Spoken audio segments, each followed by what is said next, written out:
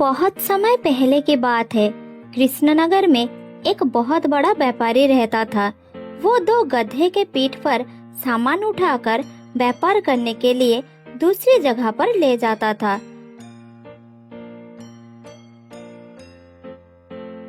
वहाँ व्यापारी सामान बेचता और शाम होने से पहले घर लौट आता था। ऐसे ही कुछ दिन बीत गया। एक दिन व्यापारी के दो गधे में से एक गधा सामान नहीं ले जा सका क्योंकि वो बूढ़ा हो गया था। व्यापारी ने गधे की ये हालत देखकर उसे हमेशा के लिए आजाद कर दिया और अपने घर से बाहर निकाल दिया। तब गधा दुखी होकर वहाँ से जंगल की ओर चला गया। चलते चलते वो एक घने जंगल में पहुंच गया और वहाँ अपना रास्ता भूल गया। अरे बाप रे, कितना घना जंगल! मैं तो अपना रास्ता भूल गया हूँ। अब मैं कहाँ जाऊँ, किस तरफ जाऊँ, कुछ समझ में नहीं आ रहा है। लेकिन इधर बहुत सारा घास है, भूखा नहीं रहना पड़ेगा। मैं इधर ही रहने का इंतजाम करता हूँ।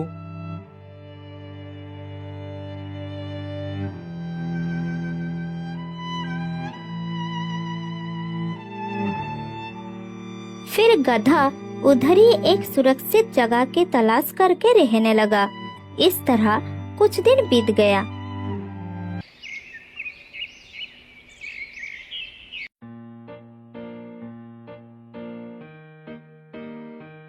दिन के समय गधा जंगल का हरी हरी घास खाता और रात में एक गुफा के अंदर रहता था। इस तरह जैसे तैसे करके उसका जीवन काट रहा था।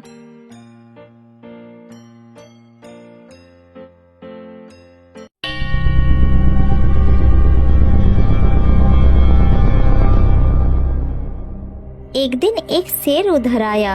उसके साथ उसका दो चेला सियार और तेंदुआ भी आया। फिर शेर गधे को देखकर रुक गया और बोला,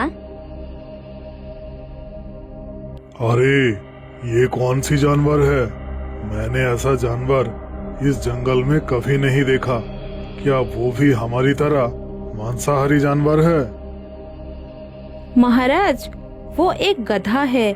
अक्सर ये जानवर जंगलों में पाए नहीं जाते और वो हमारी तरह मांसाहारी नहीं है, शाकाहारी जानवर है वो। अच्छा, तो ये बात है। ठीक है, चलो पता लगाते हैं ये गधा इधर क्या कर रहा है और किस मकसद से ये जंगल में आया है। फिर तीनों मिलकर गधे के पास गए और कहे, अरे गाधा भाई, तुम इस घने जंगल में क्या कर रहे हो? तुम्हें तो इस जंगल में पहली बार दिख रहा हूँ। कहाँ से आ रहे हो तुम? अचानक शेर को सामने देखकर गधा डर गया। फिर शांत होकर बोला, शेर भैया, मैं एक व्यापारी के घर रहा करता था। मैं दिन भर उस व्यापारी के लिए काम करता था, लेकिन जब मैं बूढ़ा हो गया और भारी सामान उठाने में सक्षम नहीं रहा तो मेरा मालिक मुझे घर से निकाल दिया। तुम्हारी बात सुनकर मुझे बहुत अफसोस हो रहा है। तुम्हारे साथ बहुत बुरा हुआ। अब तुम्हें चिंता करने की आवश्यकता नहीं है दोस्त।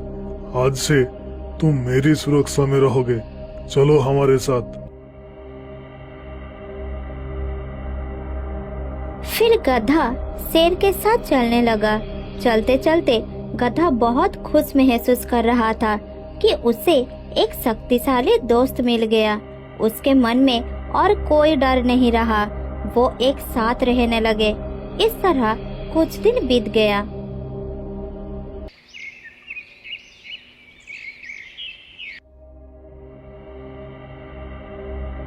एक दिन शेर शिकार के लिए बाहर गया और उसका सामना एक गेंडे से हो गया। गेंडे के साथ लड़ाई करके वो घायल हो गया।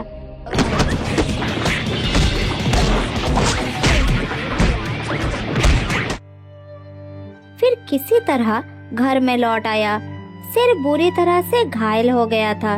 जिस कारण वो शिकार के लिए बाहर भी नहीं जा सका, गुफा के अंदर ही रहने लगा। तेंदुआ और सियार भोजन के लिए शेर पर निर्भर थे। दोनों खुद शिकार नहीं करते थे, शेर के किए गए शिकार को मिल बांटकर खाते थे। आज भी महाराज शिकार पर नहीं निकले?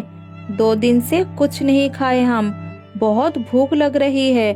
अगर ऐसा ही चलता रहा तो हम मर जाएंगे।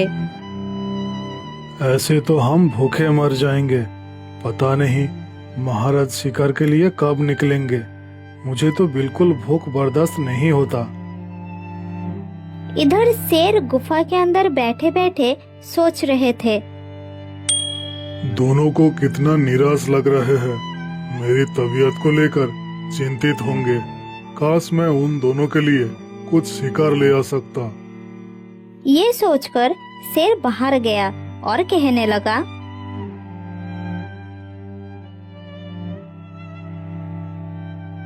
मेरे साथियों, मुझे माफ कर दो। मैं तुम दोनों के लिए शिकार नहीं कर पा रहा हूँ। इस समय मैं बहुत कमजोर हूँ। जब तक मैं ठीक नहीं हो जाता, तुम दोनों को अपने आप कुछ ना कुछ करना पड़ेगा।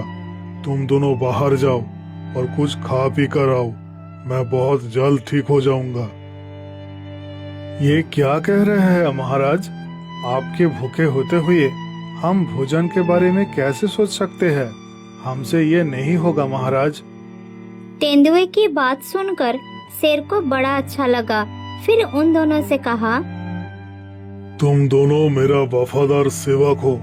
ठीक है, एक काम करो, तुम दोनों जंगल के अंदर जाओ और किसी जानवर को इस रास्ते से लेकर आओ ताकि मैं उसको मार सकूं। फिर हम तीनों मजे से खाएंगे। ठीक है महाराज, हम ऐसा ही करते हैं। ये कहकर वो जंगल की ओर चले गए। तेंदुआ और सियार ने सारा जंगल छान मारे, लेकिन उन्हें कोई शिकार नहीं मिला। पूरे दिन जंगल में घूमने के बाद वो जहाँ से शुरू किए थे वहीं आकर रुक गए।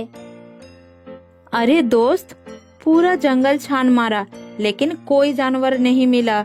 वैसे हमें इतनी परेशानी उठाने की कोई जरूरत नहीं, शिकार हमारे पास ही है। हमारे पास है मतलब? क्या कहना चाहते हो तुम? जरा खुलकर बताओ। हमारे पास गधा है ना, अगर हम उसको अपना शिकार बना ले तो उसके मांस से हमें कुछ दिनों तक चल जाएगा। ये क्या कह रहे हो तुम? महाराज उसको कभी हानि नहीं पहुंचाएंगे। वो उनका मेहमान है। क्या मेहमान को कोई मार सकता है भला? फिर भी मैं एक बार महाराज से बात तो कर लूं, देखते हैं वो क्या कहते हैं। फिर सियार और तेंदुआ शेर के पास जाते हैं और कहते हैं, महाराज हमें माफ कर दीजिए, हम आपके लिए कोई जानवर नहीं ला पाए, लेकिन हमें भूखा रहने की जरूरत नहीं है। मैं सोच रहा था कि आप गधे को शिकार क्यों नहीं कर लेते। क्या कहा तुमने? मेरे रक्षा में जो है मैं उसी को शिकार कर लूं? चले जाओ मेरे सामने से। आइंदा ऐसी बात कभी मेरे सामने मत करना। नहीं नहीं महाराज, आप हमें गलत मत समझे। हम सिर्फ आपके हालत देखकर ये निर्णय लिए। हमें पता है गधा आपका अतिथि है, इस समय उसको चोट पहुंचाना गलत होगा, मगर वो खुद अपने आप को आपके लिए त्याग कर दे तो फिर आपका कोई दोष होगा ही नहीं। जरा सोचिए महाराज। सियार की बात सुनकर शेर मन ही मन कुछ सोचा, फिर बोला, शायद तुम ठीक ही बोल रहे हो। अगर गधा अपनी मर्जी से मेरे सामने आकर कहेगा तो मैं उसका त्याग स्वीकार कर लूंगा। फिर दोनों मिलकर गधे के पास गए। गधा कुछ ही दूर पर घास खा रहा था। तब सियार ने बोला, दोस्तों हमारे राजा भूख से मरने वाले हैं। चलो हम उनके पास चलकर विनती करते हैं कि वो हम में से किसी एक को खा ले। उनके लिए हम इतना तो कर ही सकते हैं। बहुत दिनों से हम उनका दिया हुआ खाना ही तो खा रहे थे। आज मौका मिला है उनके लिए कुछ करने का। हाँ हाँ, तुम ठीक ही कह रहे हो। चलो चलते हैं। अगर महाराज उनके भूख मिटाने के लिए मुझे चुन ले तो मेरा जीवन धन्य हो जाएगा।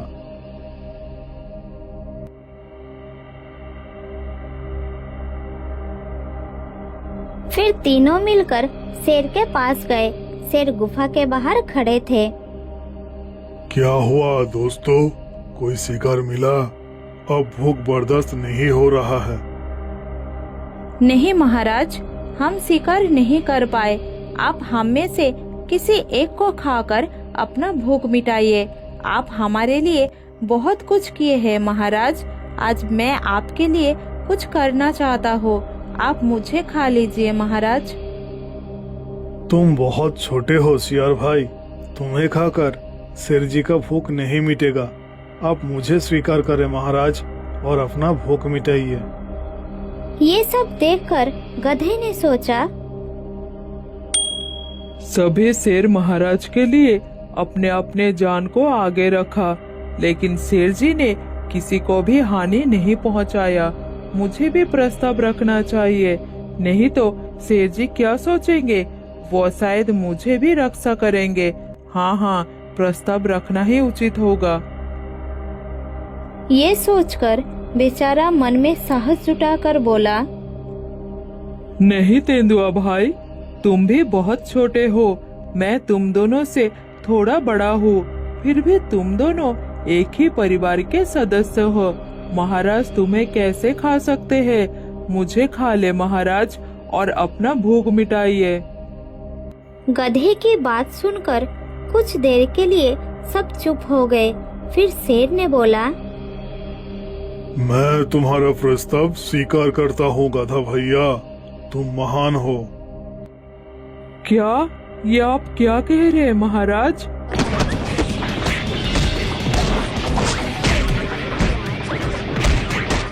गधे का बात खत्म नहीं हुआ, तभी तीनों ने मिलकर गधे के ऊपर झपट पड़े।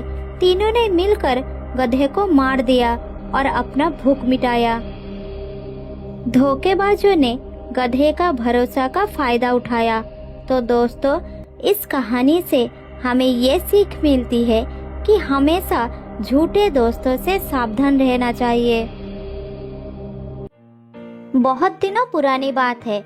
उदयनवर दोनों देखते हैं कि एक खरगोश गाजर खा रहा है और कुछ ही दूर पर एक सियार पेड़ के पीछे छुपकर खरगोश को देख रहा है और उसे पकड़ने का मौका ढूंढ रहा है। खा ले खरगोश, जितना खाना है खा ले। थोड़ी ही देर में तू मेरा खाना बनेगा। तेरा गाजर खत्म होगा और तू मेरा निवाला बनेगा। सियार की ये बात सांबो और जाम्बो ने सुन लेते हैं। फिर वो तेजी से खरगोश के पास जाते हैं और उसे सावधान कर देते हैं। अरे खरगोश, यहाँ क्या कर रहे हो? जल्दी से भाग जाओ यहाँ से। एक सियार तुम पर हमला करने वाला है। क्या कहा? सियार? कहाँ है वो? किस तरफ है वो? अरे खरगोश, वो उस पेड़ के पीछे है। जल्दी भाग जाओ यहाँ से। फिर खरगोश ने पीछे मुड़कर सियार को देख लेता है और उसे देखते ही वो बहुत घबरा जाता है। फिर तेजी से वहाँ से भाग जाता है। तभी सियार पेड़ के पीछे से निकलकर दोनों के सामने आया और कहा, तुम दोनों ने ये ठीक नहीं किया। मैं उसे खाने वाला था। मेरे मुंह से निवाला छीनकर ये अच्छा नहीं किया। तुम दोनों को इसका खामियाजा भुगतना पड़ेगा। किसी के मुंह का निवाला छीनना बहुत गलत बात है।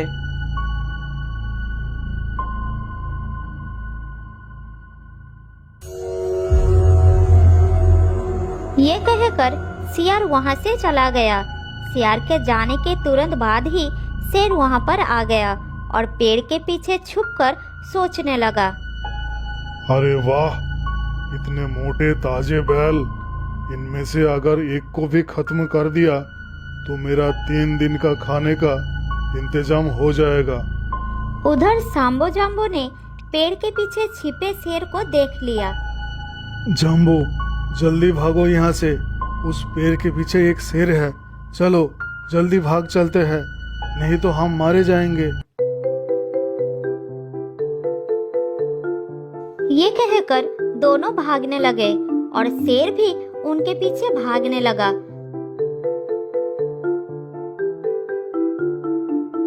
थोड़ी दूर जाने के बाद दोनों रुक गए। फिर सांबो ने कहा, सुनो जम्बो, अगर हम इस तरह भागते रहेंगे तो हम में से एक की जान जाएगी।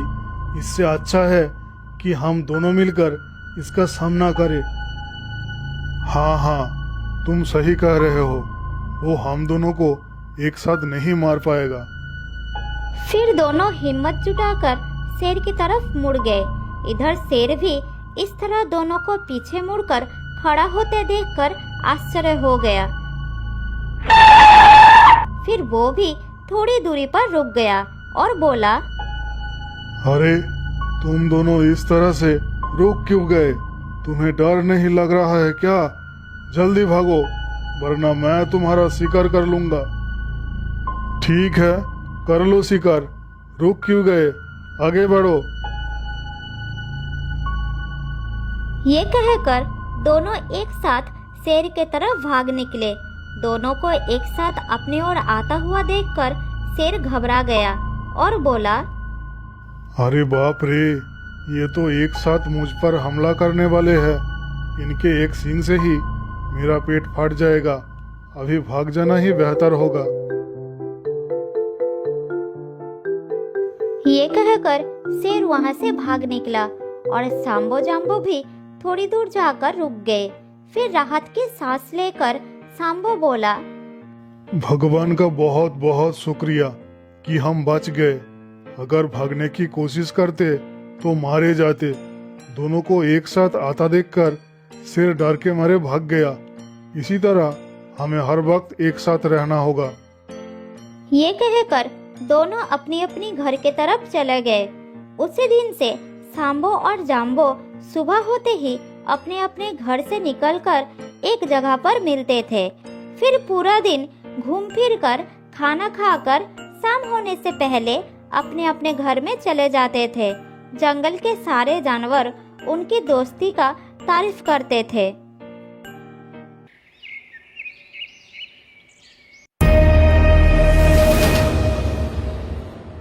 एक दिन शेर सियार को पास बुलाया और कहा, सियार, उन दोनों का कुछ ना कुछ करना ही होगा। उस दिन दोनों ने मिलकर मुझे भगाया। जंगल के जानवर मुझे देखकर हंस रहे थे। मेरा बहुत बेइज्जती हुई उस दिन। जल्दी कुछ सोचो, मैं और इंतजार नहीं कर सकता। थोड़ा सब्र करिए शेर जी, सब्र का फल मीठा होता है। हाँ, बंद करो अपना बकवास, कुछ करो, नहीं तो मैं तुम्हें खा जाऊंगा। शेर जी, दोनों को एक दूसरे से अलग करना होगा। जब तक वो एक साथ रहेंगे हम उनका कुछ नहीं बिगाड़ पाएंगे। तो दोनों को अलग कैसे किया जाए, इसके बारे में कुछ सोचा है तुमने? फिर सियार ने शेर को अपनी योजना के बारे में बताता है। सब सुनकर शेर बहुत खुश होता है और उस दिन से ही उसे काम पर लगा देता है। मैं नहीं सुना। वही तो, वो रोज सुबह तुमसे मिलने से पहले उस गाय से मिलता है। क्या उसने तुम्हें बताया नहीं? नहीं, वो तो मुझे कुछ भी नहीं बताया। लेकिन अगर तुमको इतने दिनों से पता होने से पहले ही जाम्बो के पास वापस आता है। चलो जाम्बो भाई, मैं तुमको तुम्हारे नए दोस्त से मिलवा लाता हूँ। ठीक है सियार भाई, चलो चलते हैं। फिर जाम्बो सियार के साथ चला जाता है। ये इलाका जाम्बो के लिए बिल्कुल नया था। इस इलाके में लंबे लंबे घास उगी हुई थी। थोड़ी दूर जाने के बाद सियार एक गुफा के सामने रुक जाता है। फिर जाम्बो से कहता है, जाम्बो भाई चला आया, इस गुफा में रहता है तुम्हारा नया दोस्त। क्या कहा? एक बैल गुफा के अंदर रहता है? हाँ यही रहता है, मैं अभी बुलाता हूँ। बाहर आओ मेरे दोस्त, देखो तुमसे कौन मिलने आया है। तभी गुफा के अंदर से शेर निकल कर आया और जाम्बो को देखकर खुश होने लगा। अरे वाह सियार, तुमने तो अपना वादा निभा दिया। अब मेरा कमाल देखो। ये क्या सियार, तुमने मेरे साथ धोखा किया? ये तुमने अच्छा नहीं किया। हाँ मैंने धोखा किया, तुम दोनों की वजह से उस दिन मैं भूखा रह गया, इसलिए मैंने शेर के साथ मिलकर ये चाल चली। अब तुम मेरा और शेर का खाना बनाओगे। सियार की बात सुनकर जाम्बो थोड़ा हंसकर बताया, अरे सियार, चाल सिर्फ तुम ही चल सकते हो, क्या हम चाल नहीं चल सकते? मेरे पीछे देखो, कौन आ रहा है। सियार और शेर दोनों ने देखा कि सांबो दौड़ते हुए उनकी तरफ आ रहा है।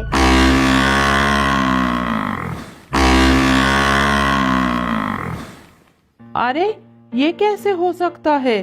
सांबो यहाँ कैसे पहुँच गया? तुमको क्या लगा था तुम कुछ भी बोल दोगे और मैं सच मान लूंगा? मुझे तुम्हारी बात पर जरा भी भरोसा नहीं था। तुम्हारे जाते ही मैं सांबो से मिला था और उसको सब कुछ बता दिया था। तो फिर तुम मेरे साथ यहाँ पर क्यों आए? हम दोनों जानना चाहते थे कि तुम दोनों की आखिर प्लान क्या है, इसलिए हमने ये प्लान बनाई कि मैं तुम्हारे साथ जाऊंगा और सांबो हम दोनों के पीछे पीछे आएगा। फिर दोनों बैल मिलकर शेर और सियार को पूरे जंगल में भगाता रहता है। उसके बाद शेर और सियार जंगल छोड़कर भाग जाता है। हम दोनों की दोस्ती कोई नहीं तोड़ सकता, कोई नहीं।